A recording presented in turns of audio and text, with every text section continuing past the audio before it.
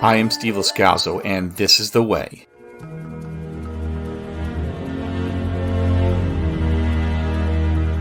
Welcome to This is The Way podcast's coverage of the Skeleton Crew series. This is the Season 1, Episode 7 recap and discussion.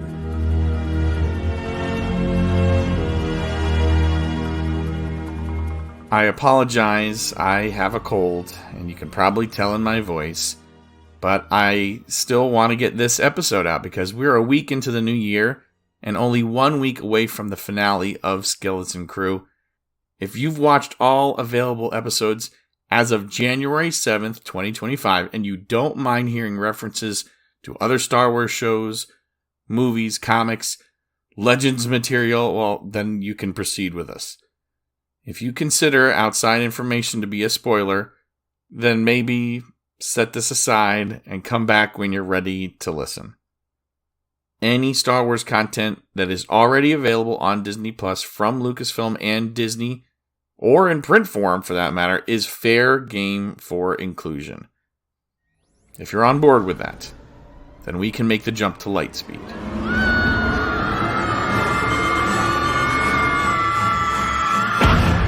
Directing Episode 7 is Lee Isaac Chung. His film Minari earned him an Academy Award nomination for directing, and it was also a Best Picture nominee. That put him on Hollywood's hot list, and he was tapped by Filoni and Favreau to direct an episode of Star Wars in Season 3 of The Mandalorian. His episode was The Convert, and if you remember that episode, you know how much story he had to pack into more than 50 minutes. I went back and looked at the notes for that show, and I noticed he sandwiched events on Coruscant in between the story with the Mandalorians. There was a lot to cover. And in my opinion, he did a terrific job with that episode and this one. Showrunner is John Watts, co-creator Christopher Ford, and the duo took back writing credits for this one. The Disney Plus show description on both the thumbnail and the episode page reads, "Our heroes have never felt further from home." That's an odd description since we see them not only reach At Attin, but they embrace their parents in this one. So how do they feel further from home? The runtime reported by Disney Plus is 37 minutes. You can find that on the show page, but that puts it below the mean or the average length of shows. The reported time includes things that really aren't part of the show runtime, and I don't just mean the credits, which not many people sit through anyway. The time in parentheses on the show page includes last time on Skeleton Crew footage, right at the beginning, all of the slates, the Lucasfilm, Star Wars, and all credits. That means the ones with the starfield behind them that immediately follow the show, but also the ones over black with no score, and they cover all of the different foreign language versions, even though you're only watching the one version. That 37 minutes would be only 5 minutes longer than the shortest episode, Episode 2, and 12 minutes shorter than the longest, Episode 1. The action from first shot to cut to black actually runs 28 minutes, 15 seconds. That means the time it actually takes to watch the show is about 8 3/4 minutes different from the time that they claim.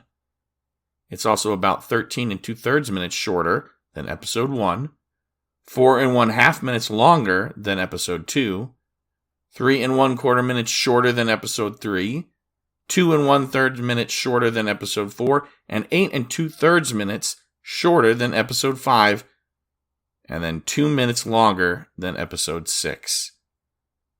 According to Grok, that is 3 hours, 39 minutes, and 14 seconds of Skeleton Crew against an advertised 4 hours and 37 minutes. That's a difference of 58 minutes and 46 seconds, about an hour less of show. This is interesting. I don't imagine many people think about that, but I don't see anyone else covering that aspect of the show. How much show are you getting for what they put out there? Well, 3 hours, 39 minutes, and 14 seconds so far with one episode left to go. Is that a season worth? I don't know. You'll have to judge for yourself. The director of photography is Sean Porter for this episode. David Klein had the last 4, and now Porter is going to have the last 2 to go along with the first 2. Editor is Catherine Naranjo. She also handled editing of episode 4, and that saw the group land on At Attin, and we talked a little bit about her work, her resume, in that episode's recap and discussion podcast, but now she handles the landing on At Attin as well. This is the best way to hear more about the crew. You listen to all of the episodes of our podcast, recap and discussion episodes, especially the one for the premiere, because we talk a lot more about some of the other crew roles. But that's it for now. Let's move on to the cast. What do you want? What's your name? There are some who call me. Jude Law has always been the first starring credit, even when we weren't sure that he was Captain Silvo after episode 1. He also has always come right before the core 4 kids acting in the show. And my predictions have been right about which child actor will follow Mr. Law since I speculated on it after the second episode switched the order up. This time, episode 7, as predicted, it's Ryan Kiera Armstrong as Fern following right after Mr. Law. Then, Kiriana Crater as KB, Robert Timothy Smith is Neel, and Ravi Cabot-Conyers plays Win. My prediction is, just as in episode 1, it'll be Ravi to follow Jude Law next week, and that follows the pattern. They've all done great acting, and I think none better than the scene on the bridge of the Onyx Cinder right before they begin the landing sequence. That scene with Jude Law is one of the best in the series. Nick Frost is the voice of SM33, and he usually comes right after the core 4.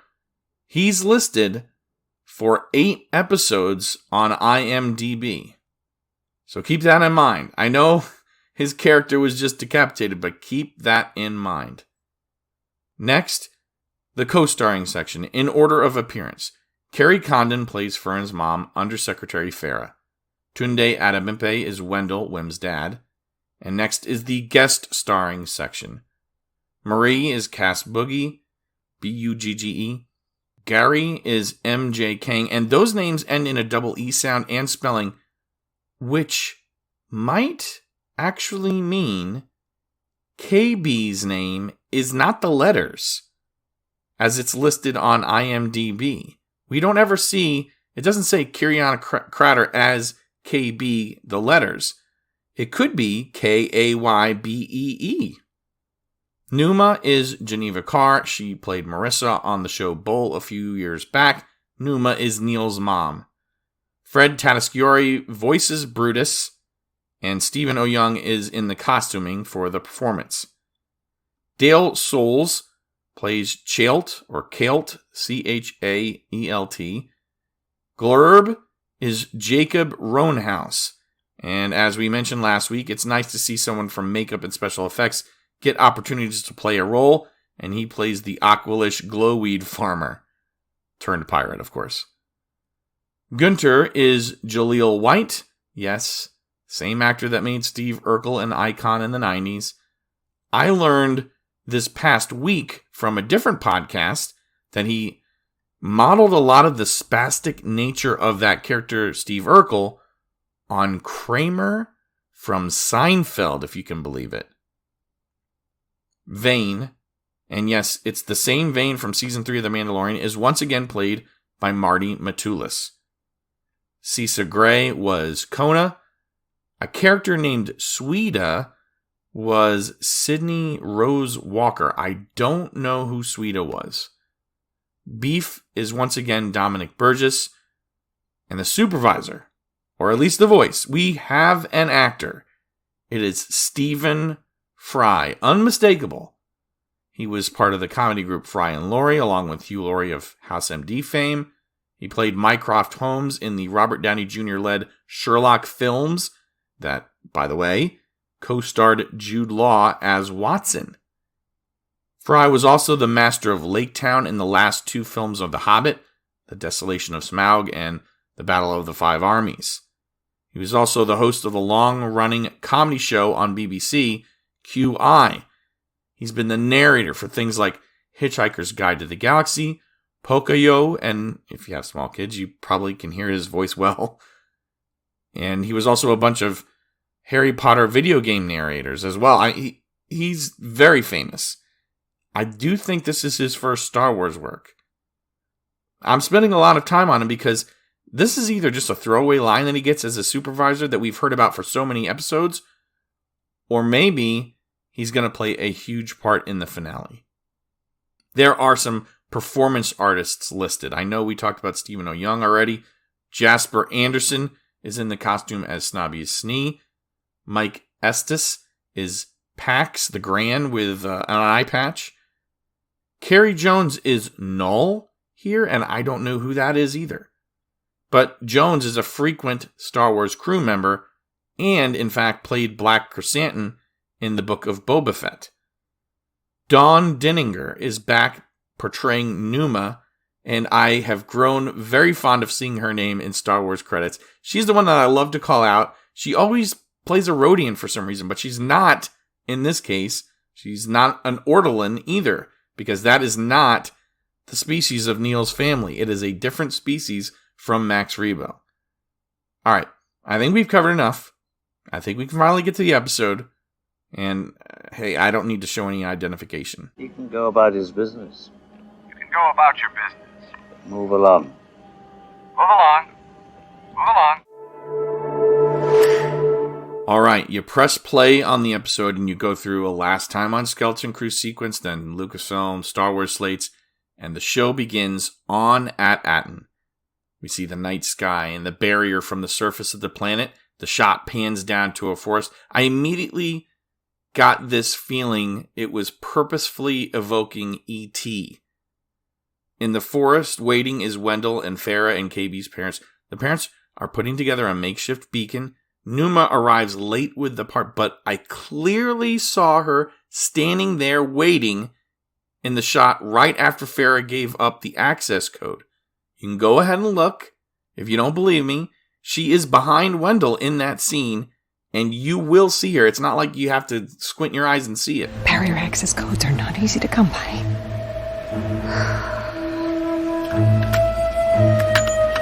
Still need that other part. There you are. Finally. I'm serious. Go back and look if you don't believe me. You know, I said it felt a little E.T., and that wasn't just the forest setting or the night setting. The beacon that the parents end up crafting does look a lot like E.T.'s ship. How fitting that it's also kind of phoning home in a way. Well, from home to the kids. The last episode with the scene where the parents are getting the barrier code ends up being very important. You know, this defense system doesn't make sense without any explanation. And we get just enough of it. Also, it was nice that KB's parents were putting the beacon together. That fits giving her that tech-savvy persona. That's where she learned everything, right? Wendell hears some noises in the woods. There's a creature that we see in the scene on a tree. It's called a tree sucker. I don't know if that's from something else in Star Wars. It just looks like some kind of a lizard. But it was the line that we almost get from Numa that perked my ears up. I have a bet. Attention, you have an unauthorized communication device. Step away or you will be stopped. And the droids mean it. I love the parents so much more after this scene. I mean, Numa, she's whispering, I'm going to grab it and I'm going to run despite the danger. And it was touching. And it fit what we saw last episode with her daring to breach security protocol by handing Wendell that little device to get the barrier code. She is the first to get stunned, but the parents don't let her plan fall apart. Marie grabs it and she starts running. It was really funny because there's a scene later where Wim just kind of runs into action like Leroy Jenkins.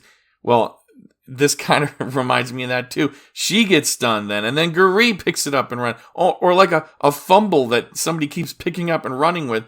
The stun blast looks and sounds like the one that we saw Princess Leia take at the beginning of Star Wars, so there's consistency there. And then after Guri, Wendle is next, and then finally he goes down, and then it falls to Farah. Undersecretary Farah, set down the communicator. She does not comply. A little bit like daughter, like mother, or something like that. I thought perhaps they were going to set this up, then stream a message live, but it turns out it's a recording. I'm not buying, however, that Farah evades the droids. There's no way the droids track them down and then lose her in the rocks like that. It's not like they can't see in low light. I mean, their main function is keeping the peace among the humans. I don't believe for a second that they can't track an infrared or a heat signature. I would have liked it better if what was happening was they just had to keep it out of reach and long enough while it was powering up. And then, she gets stunned, but it's from a great distance. And then she drops it into the ditch so they can't retrieve it right away. And then just as the droids are closing in, it shoots into the sky like a bottle rocket. That didn't happen in the show. That's I think that would have worked better. But instead, it's just Farah gently setting it down. She turns it on, floats off into space, and the Skeleton Crew title card gets things started for real.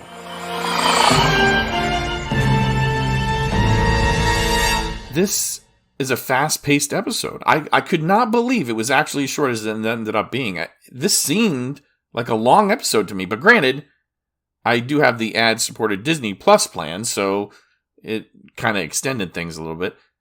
We go to the Onyx Cinder, hurtling through hyperspace, and Fern and Neel are playing slap ball. How do I know that? Well, remember, Neel told Hannah he was one of the best players in episode 4, and now he compliments Fern on a good slap shot. Neel is just the best, man. He's such a great sport. Nice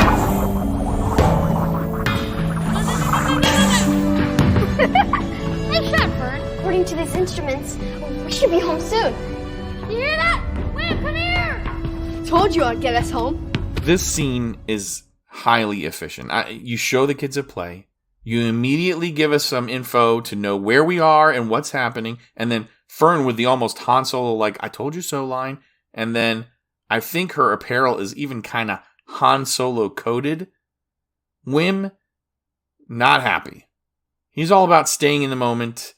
And in a few of those moments, he'll be back to taking tests and being ignored by his dad. Or at least that's how he thinks it's going to go. Maybe they'll let us keep the ship? Yeah, right. I really love this scene. The kids come together here. This, unlike Fern's lesson learned last episode, does feel earned to me here. If you think about it, we started with Wim and Neel, KB, and Fern. Those were the two friend groups. Then we got standout moments from all of them, but we also got to see them mixed together. So in episode 5, we saw Neel and KB go off with Jod, and then Wim and Fern regaled Cathalops.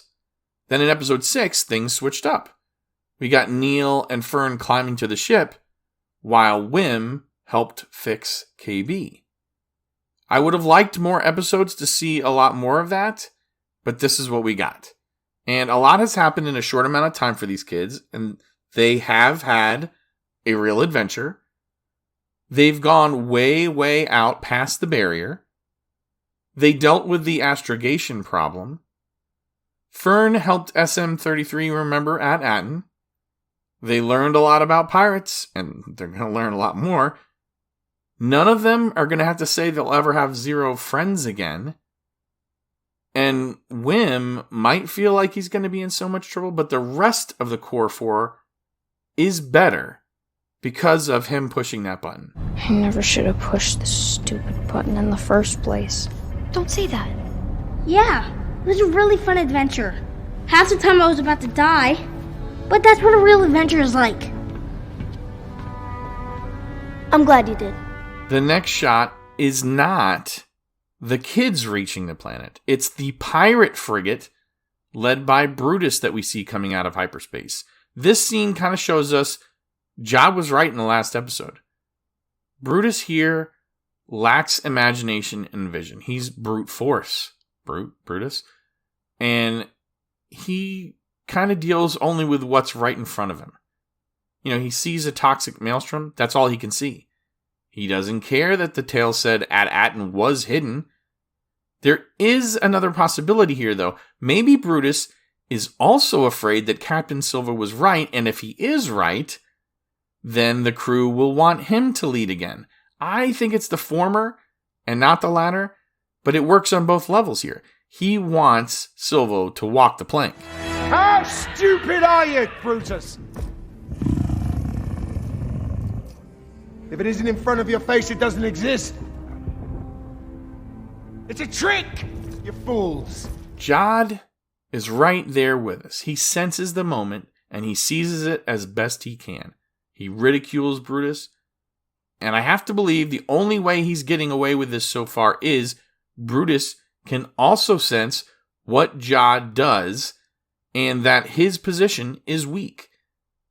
I don't think Brutus has led this team to a score yet.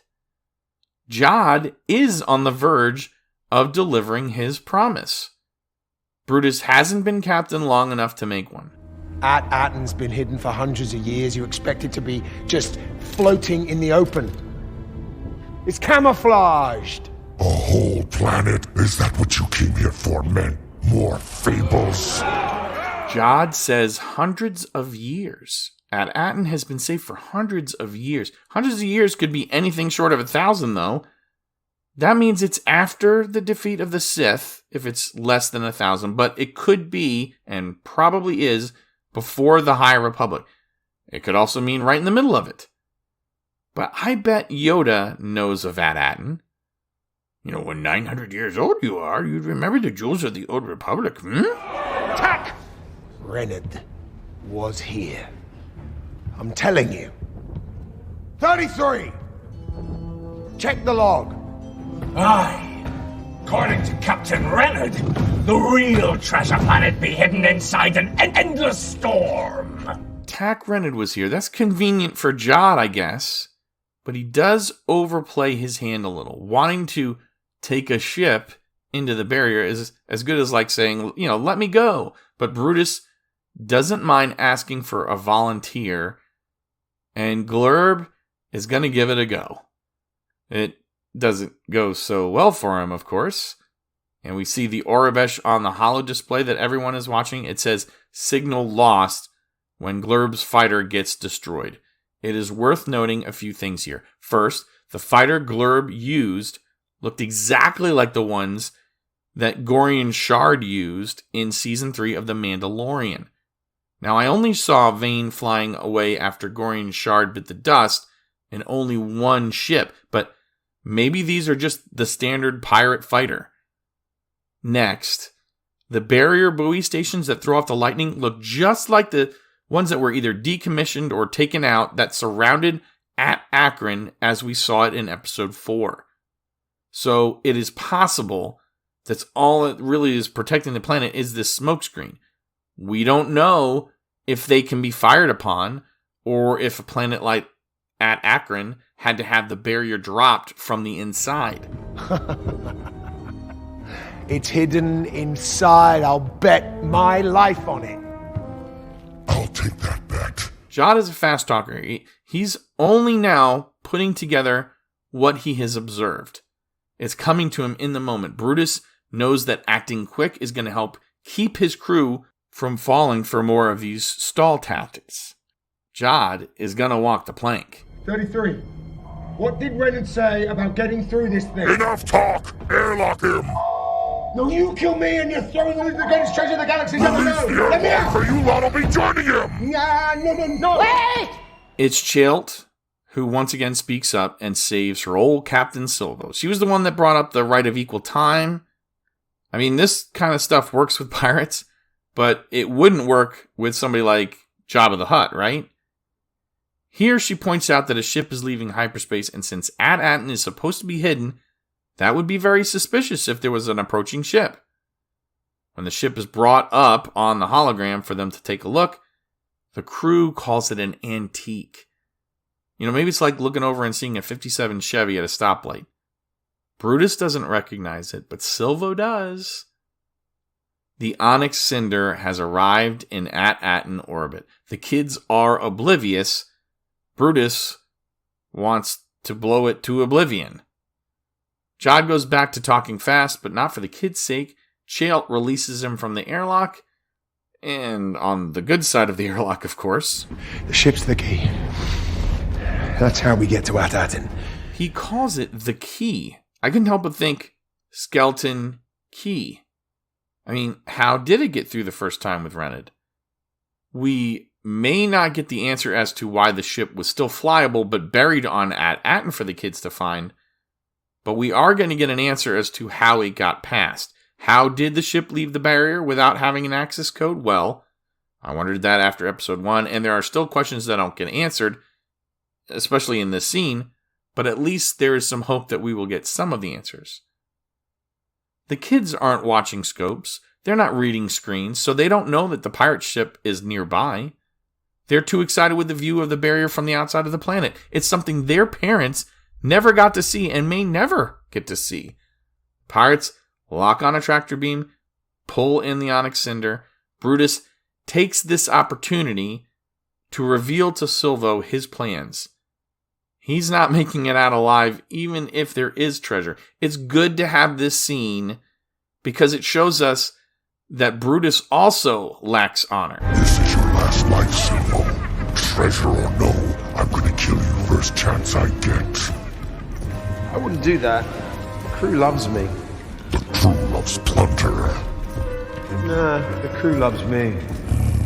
Jod's right. He's got charisma. Jod's got the riz.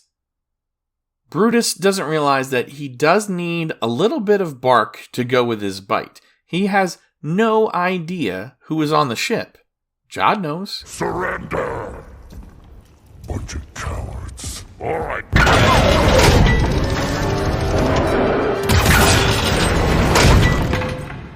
Stay back. Release the tractor beam and we'll let him go. Brutus threatens, but doesn't actually head in first. I mean, he's about to send in some of his foot soldiers, but the grabber catcher comes down. It's the thing the arm that we've seen a couple of times already on the show. We will find out why it's there later in the show. It's there, of course, to bring in heavy pallets of credits. Here, it's just a dog catcher. Brutus even tries blasting his way out of it, but the kids had time to play with the controls already, so they know how to use it, and they're able to shake the blaster out of his hands. He is defenseless. Fern is using her cyborg voice, the same one that she used to scare Neel and Wim in the canyon in episode 1.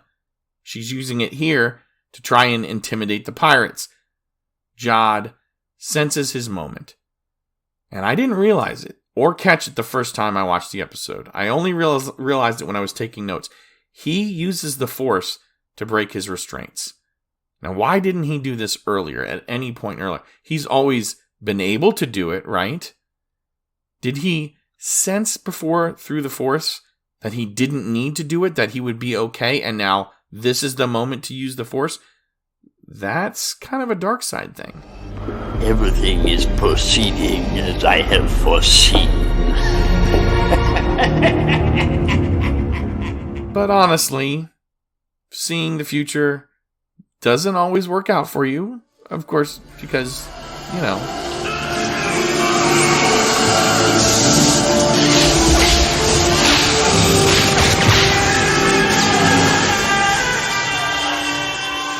I know this is an audio-only podcast, but I think, you know, if you know, you know. By the way, it's not easy to find the original Vader betraying Palpatine scene without the dubbed in "No."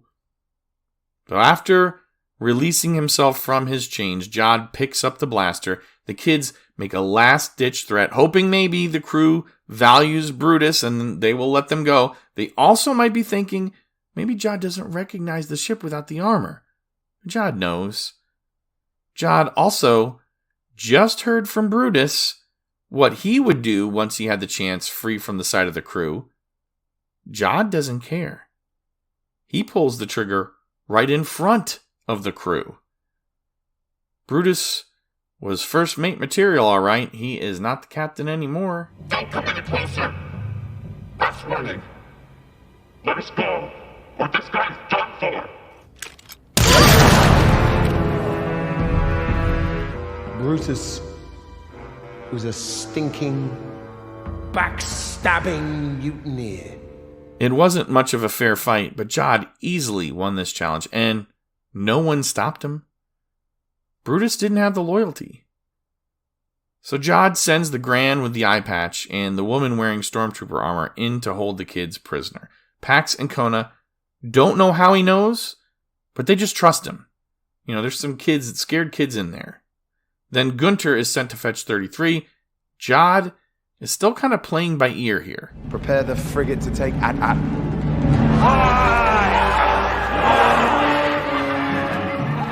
When we see him back on the Onyx Cinder, he has his mask back on. We see later that's a good thing that he did, because he gets punched in the face. But I guess this is because he knows he's going to see the kids, but they haven't seen him in it, so maybe they'll be more terrified. I mean, he's barking orders. SM-33 needs to find the tech that allow the ship past the barrier and then rip it out and install it on the frigate. He's still planning on a fight. He says he needs the firepower to seize the mint. Then his train of thought is interrupted by what the Aurebesh on the screen calls an incoming encryption, even though 33 says incoming transmission. I also translated the upper left corner. It said initiate DF.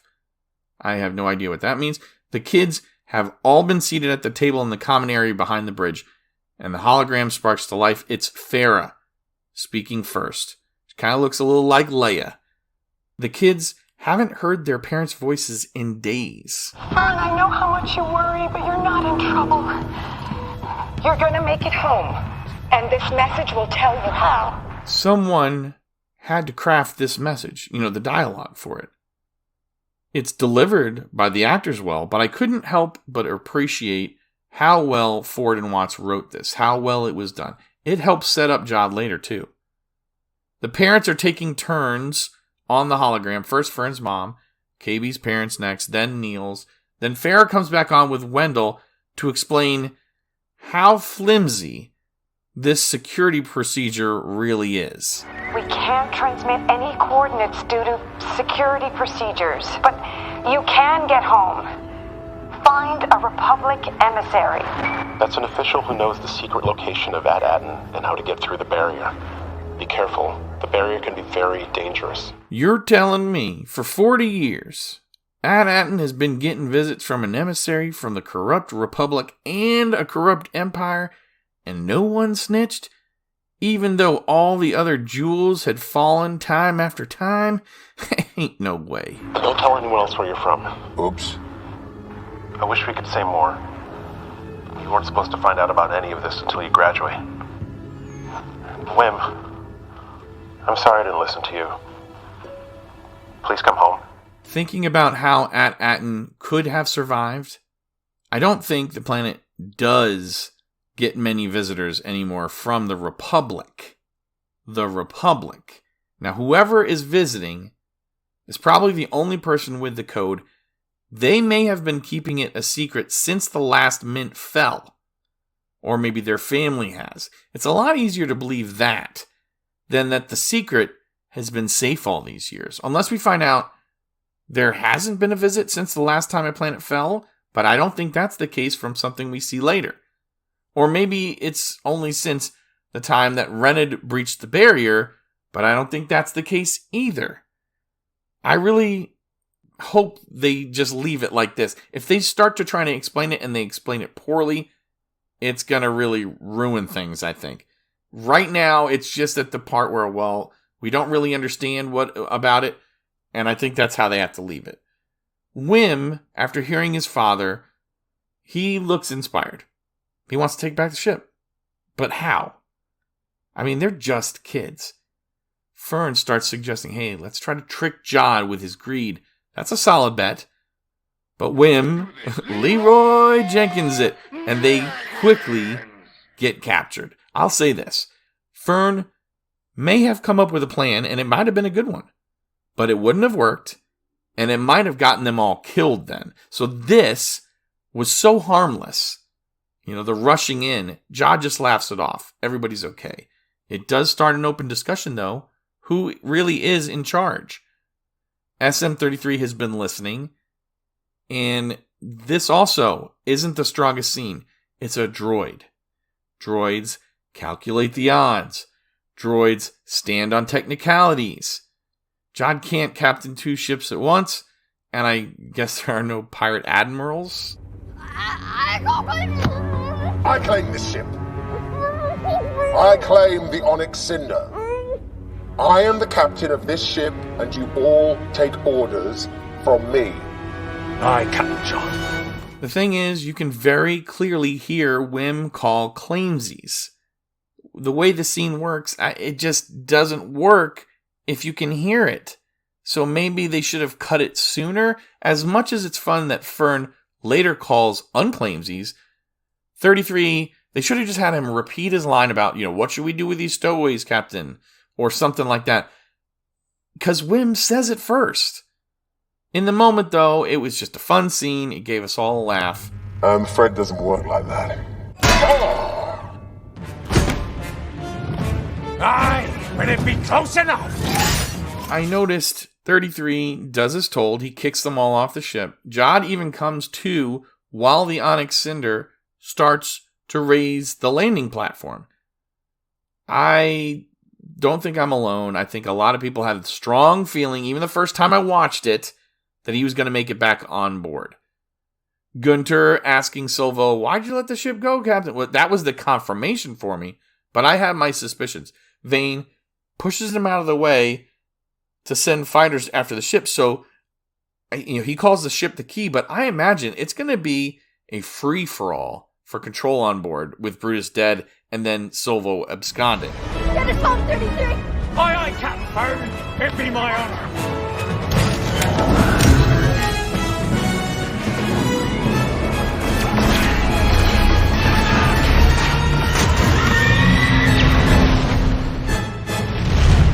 What a great score from Mick Giacchino there. He's done some great work, and he continues to do it in this episode. The Core 4 are unaware that they do have a stowaway. They're focused mostly on the barrier stations. They're lit up red, sparking electrical shocks like lightning from the towers.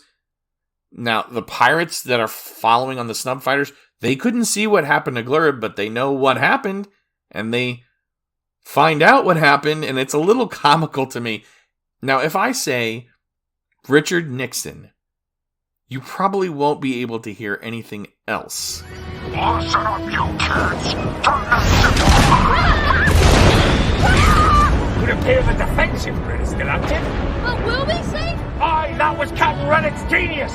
Stealing one of the Mink's old ships so he could fly it safely back through! This is the scene where we get dialogue and visual confirmation that the way Rennod got through was using the ship itself as a key to the barrier. No code. It seems like it's software. Perhaps the extra plating on the ship was the problem that caused Rennod to not be able to make it through safely. Maybe it was interfering with some signature. Fern is the brave one in this scene.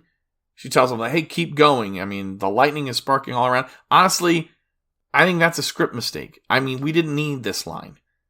It makes her seem reckless and homesick. Just keep going, even though everybody around us is getting blown up.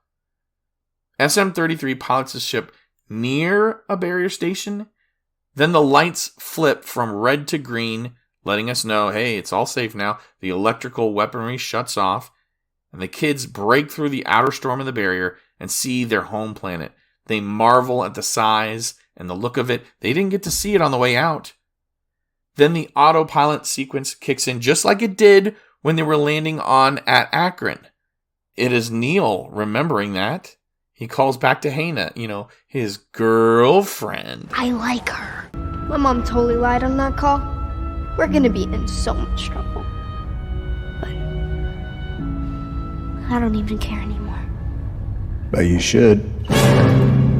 Fern gets the episode title line, but the shock of Jod making it on board cuts the John Watts homecoming short. SM-33 tries to stop him and gets decapitated. Not by a metal blade, but by a blue lightsaber. Not since Anakin's lightsaber igniting in the Jedi Temple in Episode 3 has a blue lightsaber seemed so menacing to kids. Master Skywalker, there are too many of them. What are we going to do?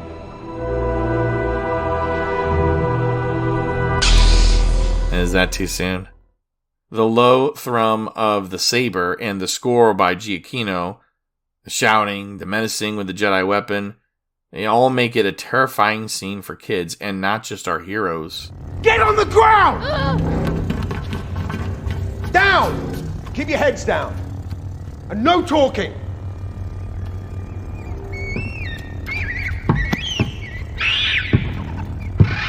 I truly believe that John was about to step on SM-33's little bilge rat skull buddy. Didn't you? I think it was smart to subvert my expectation there. John tries to communicate with the frigate, but comms are jammed by the barrier, and he loses his patience. Anytime one of the kids makes a sound, he gets more impatient. He's angry, and I think even in Rennod's lair, John was giving the impression then that, I don't really want to hurt you kids, but I will if I have to. Here, so close to the treasure, he is a real threat. He sees Fern on the verge of a snarky comment, but she holds back, wisely. All the kids do great acting work here. Jude Law is phenomenal as well. It's more than 2 minutes of him laying down the law. He's not their parent or guardian. He's their captor. He wants them to know it. He calls them weak and spoiled, and they kind of are. Even if it's not their fault. It doesn't matter, though, does it? Then Ford and Watts write some dialogue that sends shivers down the spine. I enjoyed seeing your parents' faces on the comm earlier. Makes it very easy for me to know who to carve up. To me, this whole sequence is the award application for everything on the show. The score, the writing, the acting, the visuals, the effects, the camera work. This show could still take a nosedive in the finale. It could. This, though, if you had to ask me, is the high point. Not for our heroes, of course, but this is the Skeleton Crew scene. This is it. I will. Each one, piece by piece, slowly,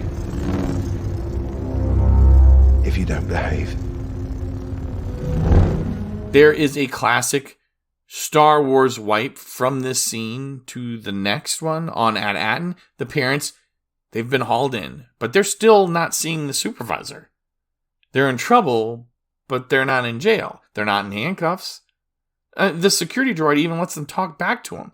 What they've done could endanger the planet. But the droid just asks, why did you do it? They're interrupted, and we finally hear the voice of the supervisor. It is not modulated, so maybe it really is a human. What was that? Citizens of At Attin, this is the Supervisor speaking. An emissary is arriving for a shipment. All non-essential work is suspended until offload is completed. Thank you. There's a lot to infer from this announcement. One, the droid voices are modulated. The supervisor's sounds more human, or at least biological, so it could be an alien. Next, it is presented as a routine exercise. The parents aren't reacting as if this is the first time in their lifetimes that this has happened. The kids certainly acted earlier in the series like no one gets off this planet.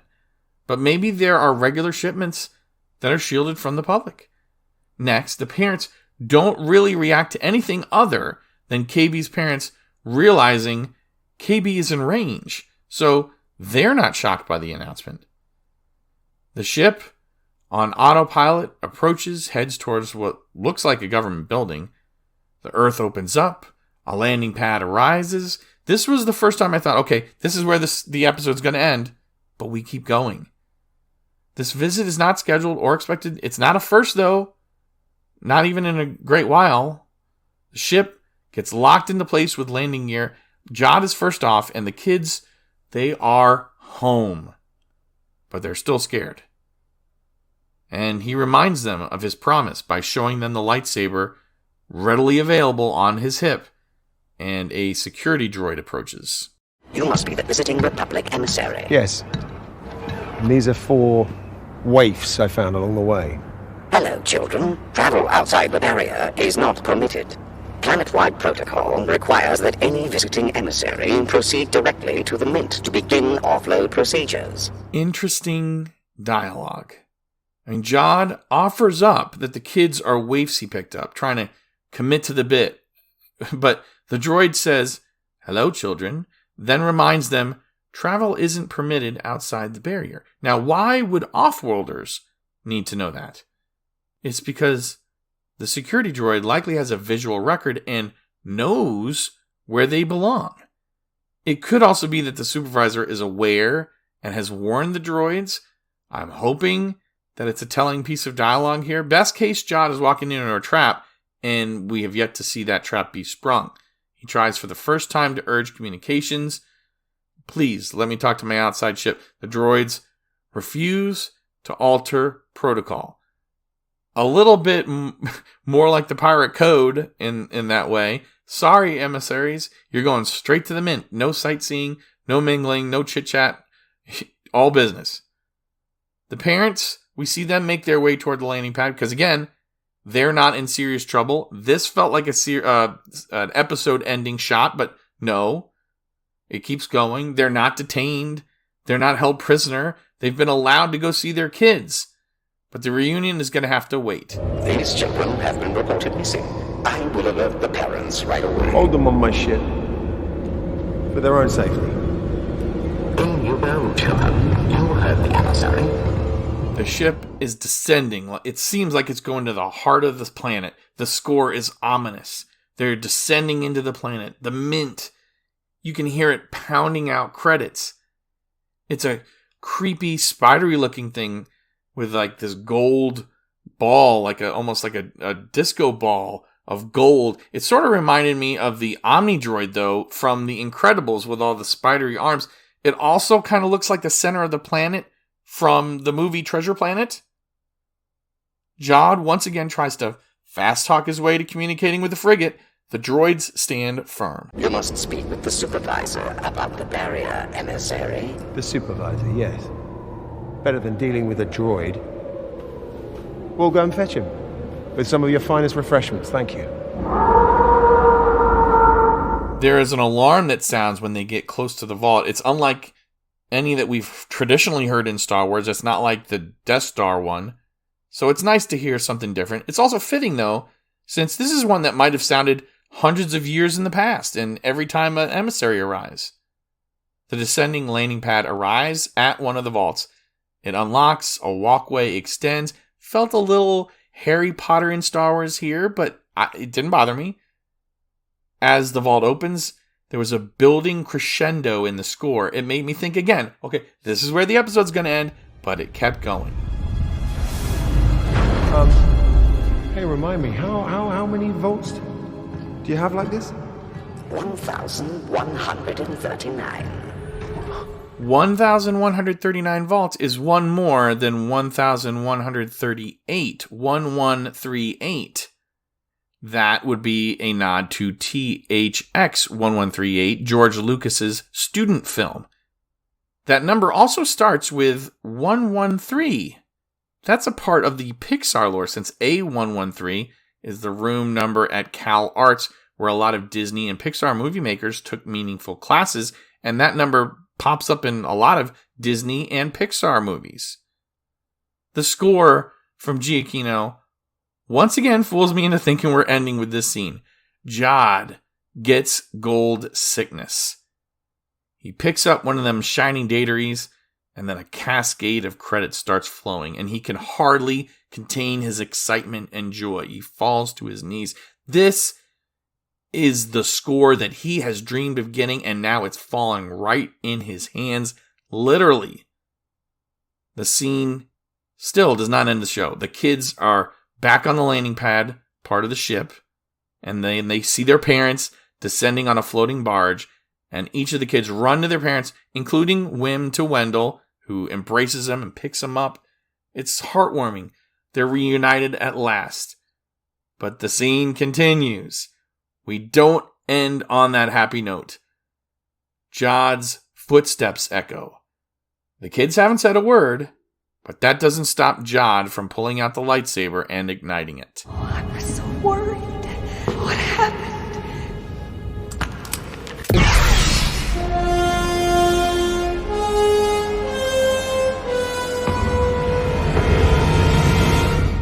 Last time he did that to end an episode, we didn't get to see it. I have to wonder if Wim will speak up and tell everyone, hey, he's a Jedi, he saved us. That would go with our latest listener feedback. Tracy C. wrote a few times to us on Facebook. In late December, she commented, we just watched all 5 episodes over here as a family. Thanks for the recommendation. We are all enjoying it. After episode 6, she commented once again, we really want Jod to be a good guy. A Jedi, perhaps? This is the way. This is the way. Thank you, Tracy, for engaging with us here. And yes, my family was also hoping Jod would end up having a heart of gold instead of a heart for gold. But I don't see him giving up this treasure to save the kids, especially after pretty much threatening their parents with a gruesome death for the treasure. I think he's now reached the point where the only redemption could come right before his death. And then, if his death is going to be inevitable, well, that wouldn't really be that redeeming then. You think about it. Almost every character, time after time, has told us, Jod, don't trust him. And then here we all are, like Luke, trying to see the good in him. I mean, if that's not Star Wars, I don't know what it is. There is still good in him. I enjoyed episode 7. I could not believe it was as short as it actually was, and it felt like it kept going at the same time. Lee Isaac Chung directed a terrific episode, just as he did in season 3 of The Mandalorian. Next week, I think John Watts is back to direct the finale of the show that he pitched. So episode 8 is hopefully going to give us some of the answers to season-long questions like Jod's backstory. I think that's a necessity. I think we have to hear it. There's going to be more about the history of the Mint. I have to believe that. I would like to see how it's currently part of the New Republic or under someone else's control, and how did it stay safe? I want to revisit some characters, some of the pirates or other characters that we've met along the way. I want happy endings for our core 4, and I hope it leaves us with something for another season, but I doubt that it will. I mean, the kids are going to age. And then also, what story can you tell from here? It was pitched in a way that makes a second season very unlikely. Very well. The finale will become available on Disney Plus around 9 p.m. on January 14th, 2025. There is just one more episode for you to share your thoughts, like our listener Tracy. Email This Is The Way Podcast headquarters at thisisthewaypodcast@gmail.com. You can also interact with us on Facebook like Tracy did, or Instagram, X. Our accounts usually have the address at thisisthewaypod. Email is really the best way to be heard, though. Thank you for listening to This Is The Way Podcast's recap and discussion of Skeleton Crew's 7th episode of Season 1. I'm your host, Steve Lascalzo, and this is The Way. May the Force be with you, always.